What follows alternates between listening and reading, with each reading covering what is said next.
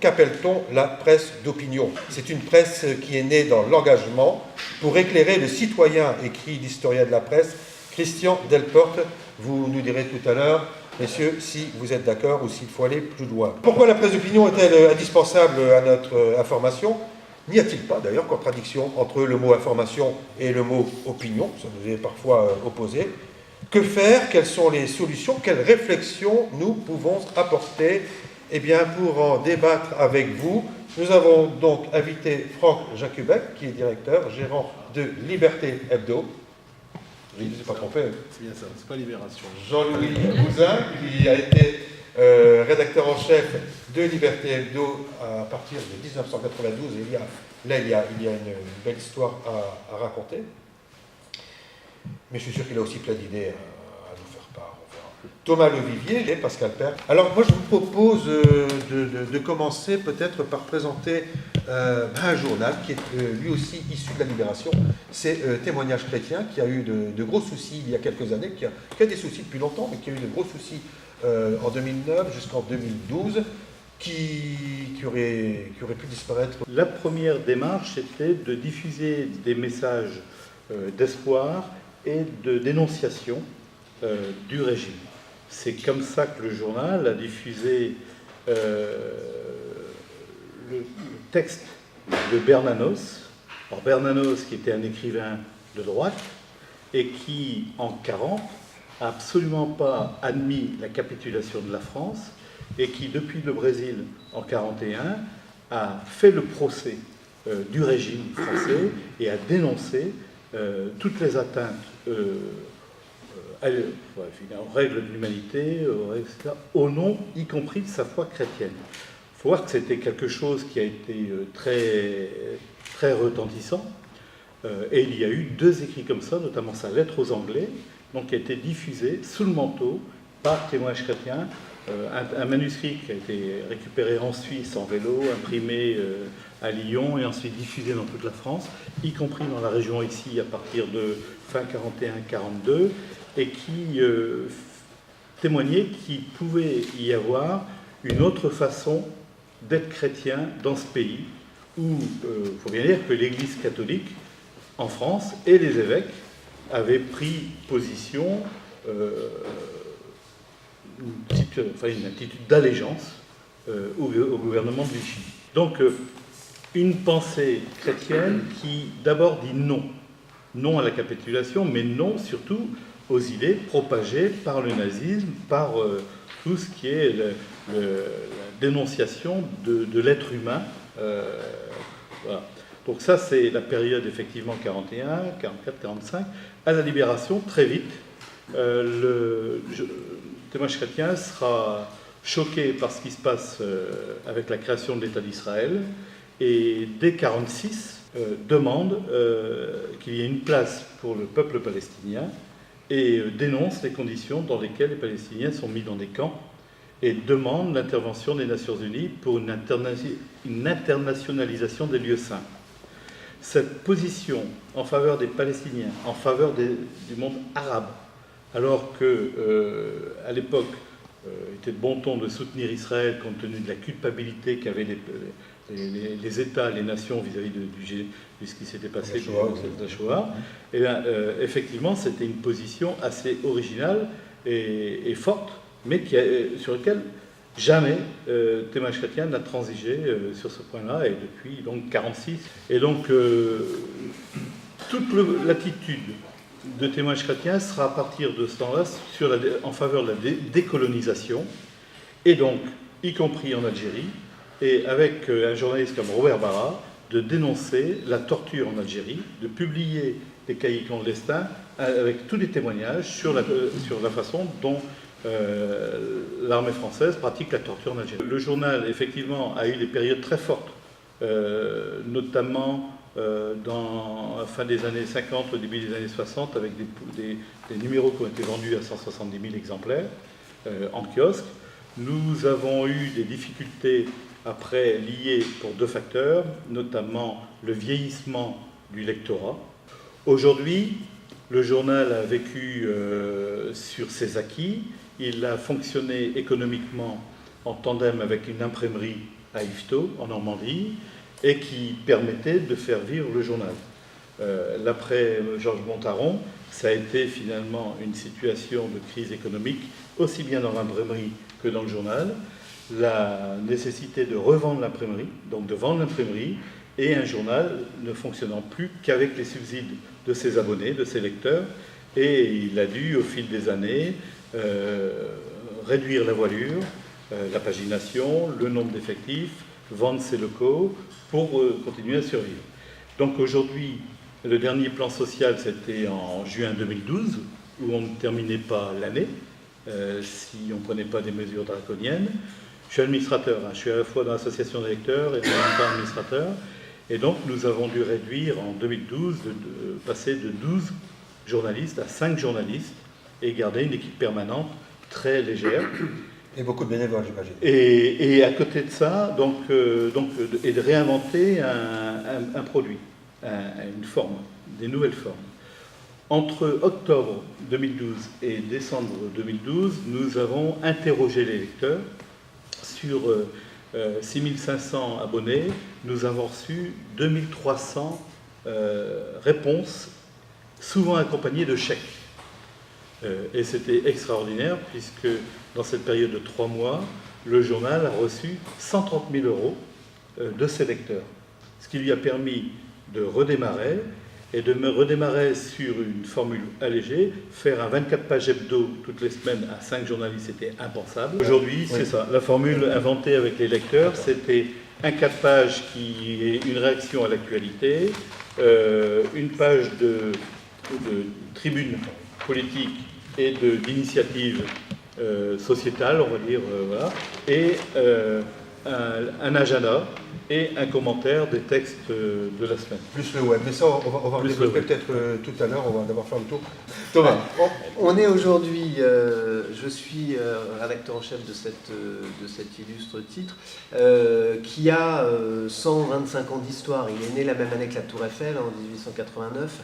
Il a été quotidien jusqu'en 68. En 68, à l'automne 68, baisse un peu du lectorat déjà, mais il y a encore, il n'y a plus assez de lecteurs entre guillemets pour faire un quotidien, mais il en reste assez pour faire un hebdo. Donc ça c'est un virage. Et voilà. La Croix du Nord a été anti-Dreyfusard dans les années de l'affaire Dreyfus. Ce journal a évolué pour être aujourd'hui peut-être moins marqué qu'il l'a été, en tout cas certainement moins marqué à droite et moins la voix de l'Église. On est dans la rédaction aujourd'hui une équipe de, comme Philippe le rappelait, de 4 journalistes permanents qui ont autour d'une quarantaine d'années. J'allais dire pas en décalage, mais finalement pour un lectorat qui en moyenne a plus de 60 ans, voire plus de 65 ans. Donc on est aussi confronté, nous, au vieillissement et au renouvellement du lectorat. Voilà, mais je pense qu'à Liberté, vous êtes aussi dans ce... Qui aujourd'hui peut se dispenser de réfléchir au renouvellement du lectorat. Tous les deux, là, hein. Tout à l'heure, tu évoquais le vieillissement des militants. Même si on est encore dans la quarantaine aussi, il y a effectivement cette question de l'âge, de l'investissement, du renouvellement, du passage de témoins. Il y a quelquefois des étapes qui restent à franchir aussi sur la construction, en fait. C'est vrai. Bon, après, on ne peut pas échanger nos paroissiens. Non. Mais on peut les faire partager le même chemin. Exactement. Et effectivement, je relisais en venant le texte que j'avais proposé à Bruno Cadet. Je pensais que c'était au printemps, finalement, c'était à l'automne dernier, au mois d'octobre, il y a presque un an, et que j'avais titré Pourquoi Croix du Nord soutient Liberté. Et effectivement, dans le journalisme d'opinion, parce que finalement, on va simplifier, les cocos, les cathos, on a l'impression que c'est les seuls d'opinion aujourd'hui, mais ce qui nous rejoint, moi c'est ce que, et je l'ai relu et j'ai pas... J'en ai cité voilà. mais je ne sais pas si on est d'accord. Alors. Mais sur une certaine vision de l'homme, elle est peut-être pas basée sur les mêmes fondements, mais je pense que vous comme nous, à Liberté ou à Croix du Nord, ou même à Témoignage chrétien, on partage une certaine idée de l'homme. un certain optimisme, un certain lutte contre ce pessimisme ambiant déjà depuis quelques années. Il y a des choses à faire et l'homme est malmené aujourd'hui économiquement, mais aussi dans sa vie de tous les jours, broyé qu'il peut être par cette mondialisation ou cette internationalisation des échanges. Donc voilà, sur l'homme, et aujourd'hui, voilà, parler de l'homme, c'est pas... tout le monde ne le fait pas, nous on essaie de le faire, et avec une vision, nous, éclairée par le message du Christ, par l'évangile. Moi je dis toujours, on essaie d'avoir un regard chrétien sur l'actualité. Alors on me dit, c'est quoi un regard chrétien sur l'actualité? Je dis, c'est déjà une hypersensibilisation, une bonne sensibilisation au sujet fortement humain, le logement, l'emploi, la santé, les questions familiales. Liberté, là, pour le coup, a été créée en 1944, pas en 1941, puisqu'avant, c'était l'enchaîné. Alors là aussi, il y a une histoire passionnante à raconter. Je sais, on va y passer la nuit, donc ça va être plus court. Oui, je vais enlever ma veste. Et oui, non, fais pas ça. Donc, Rabat serait pas d'accord.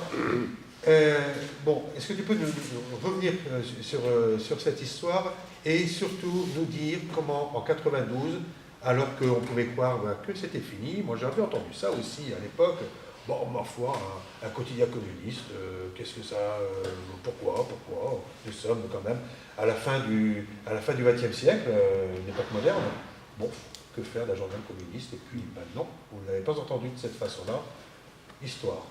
Oui, c'est ce qu'on se demande aussi, que vient faire Liberté aujourd'hui, c'est une aberration, hein.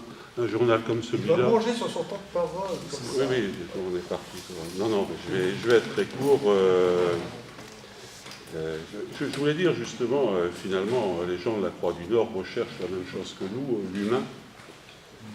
L'humain, en fait, c'est ça qui nous relie, nous qui sommes... Ça me rappelle quelque chose d'humain d'abord. Oui, le mot d'ordre inventé par le chanteur Franck Van de Castel et qui a été récupéré par les communistes. Voilà, c'est cela qu'on recherchait. Je crois qu'on a de plus en plus de mal à imposer cette vision de l'humain, la reconnaissance de l'humain, la recherche de la satisfaction de l'humain, parce que nous sommes dans un système, une société qui rejette l'humain. Et c'est l'une des sources de nos difficultés aujourd'hui. On apparaît de plus en plus comme une aberration dans le paysage médiatique. D'accord, ça c'est aujourd'hui, mais ça, c'est aujourd'hui. En 92, alors quel était l'état d'esprit de l'équipe? En 92, la situation était peut-être même pire que celle que connaît Liberté Hebdo aujourd'hui. Il n'y avait plus de journal, il s'était écroulé. Ça a été une histoire militante, la relance d'un journal. Bon, forcément, on ne pouvait plus imaginer un quotidien. On a essayé d'imaginer un hebdomadaire. Et ça a surtout été, oui, je le répète, une histoire militante. C'est-à-dire qu'il y avait là le seul capital sur lequel on pouvait compter, et aujourd'hui c'est encore plus vrai qu'hier, c'était le capital humain. Parce que nous, les annonceurs, bon, il y avait beaucoup de gens, c'est regrettable, mais voilà. Et donc il fallait notamment, on avait calculé, il fallait 5000 abonnements. À l'époque, je ne me souviens plus, 5000 abonnements annuels. Et bien, on s'est mis en mouvement, des militants communistes, bien sûr, au premier chef, mais pas seulement, des gens qui n'étaient pas forcément communistes, des syndicalistes, des gens qui tenaient quand même à ce que la presse régionale continue à avoir cette fibre sociale, cette fibre progressiste. Et on a réussi quand même le journal s'est cassé la figure au mois de juillet-août, je ne me souviens plus, j'étais en congé. Et puis, à la fin novembre, on réussissait déjà à mettre en route un numéro 0. Mais attention, c'est parce qu'on avait amassé l'argent, c'était des abonnements par souscription, quoi. Et le premier numéro est sorti le 4 décembre. Nous, notre journal... Quand il y a une dynamique sociale, quand il y a un mouvement social important, quand il y a des vrais débats politiques, on voit tout de suite que Liberté, il remonte. Mais comme aujourd'hui, politiquement, on est en plein marasme, il faut bien le dire, tout le monde... Alors forcément, ça pèse sur la presse d'opinion. Il y a de la résignation aujourd'hui. Qu'est-ce que vous voulez, on a tout essayé, la droite, la gauche. Il y en a qui s'arrachent les cheveux, faut pas comprendre. de cela, bah forcément, on laisse tomber, quoi. On laisse tomber la presse. Je crois que les difficultés de la presse aujourd'hui sont aussi liées au débat politique. Mais il n'y a plus de débat politique. En fait. Tout le monde est sur la même ligne, sur le fond, économiquement. Bon, certes, il y a des... Alors, à la limite, comme on est tous d'accord, on se déchire encore plus sur les questions de personnes, mais sur le fond, on dirait aujourd'hui qu'il faut tous penser ultra-libéral. Sinon, on est ringard. On ne peut peut-être pas comparer les époques avec, sur 70 ans, 60 ans ou 50 ans, ou même 20 ans, parce qu'avec les médias, les nouveaux médias aujourd'hui, on n'a plus forcément, on n'éprouve plus le même besoin d'aller chercher des idées, des réflexions dans la presse écrite. C'est peut-être ça, c'est peut-être aussi un des problèmes, non? La presse, c'est beaucoup de choses. Hein. On assiste à tout et son contraire. On assiste à des journaux pilules gratuits dans le métro et on a l'impression d'être informé et vous avez vraiment des succès d'années d'information, vous avez l'impression d'avoir le sentiment d'être informé. Et par ailleurs, vous avez aujourd'hui un public qui demande à lire, qui demande à pouvoir prendre les choses posément.